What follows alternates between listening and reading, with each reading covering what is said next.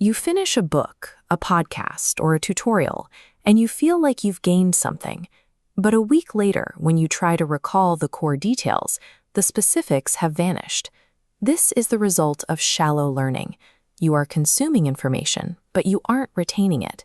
It serves as intellectual entertainment rather than skill acquisition. To move into deep learning, you have to forge structural connections that allow for actual recall. To bridge that gap, we are going to build your personalized 4-step mastery action plan right now. This framework is the same system memory grandmasters use to transition from a naturally poor memory to breaking official world records. To start, you will need a physical notebook and your calendar app. Select one specific topic you are currently trying to master. Relying on passive consumption alone guarantees you will forget most of what you hear. A physical, structured system is the only way to ensure your time spent learning isn't wasted. When you look at high-level performers like Bill Gates, you see a consistent focus on the fine details of their craft. Figures like Warren Buffett spend the majority of their day engaged in the same deliberate process. This commitment to lifelong learning is what separates those who reach the top of their field from those who simply participate. Oliver Wendell Holmes noted that once a mind is stretched by a new experience, it cannot return to its original dimensions. Step 1 of the framework is learn. At the top of your notebook, write 1 learn, followed by the topic you selected. Now, pick up your phone and toggle it to Do Not Disturb mode. The quality of your focus during this phase determines how well you will recall the information later.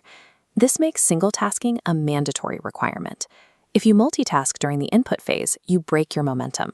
You aren't just working slower, you are actively hindering your brain's ability to encode the data. Move to step 2, reflect. Write down these 2 questions.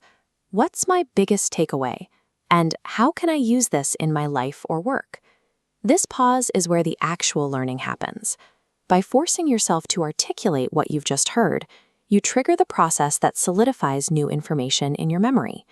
Without reflection, you fall into the illusion of competence, a state where you feel inspired and capable, but haven't actually acquired any new skills. To break that illusion, you need step 3, implement. Open your calendar app right now. Locate a 15-minute window in the next 24 hours and schedule one specific action based on your takeaway. Do not wait for a perfect plan. A lousy action is always better than no action at all.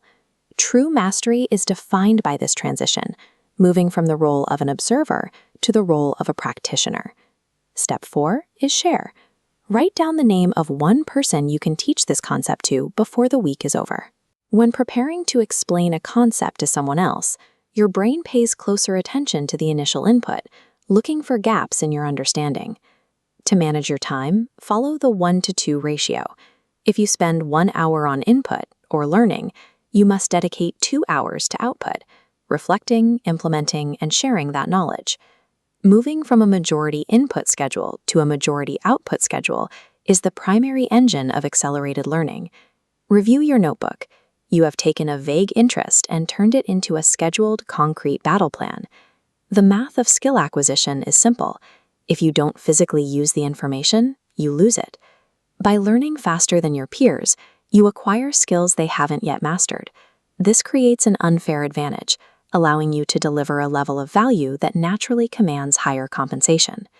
Your final instruction is to close this video and execute that 15-minute scheduled action today. Mastery isn't found in the next video you watch. It is found in the action you just wrote down.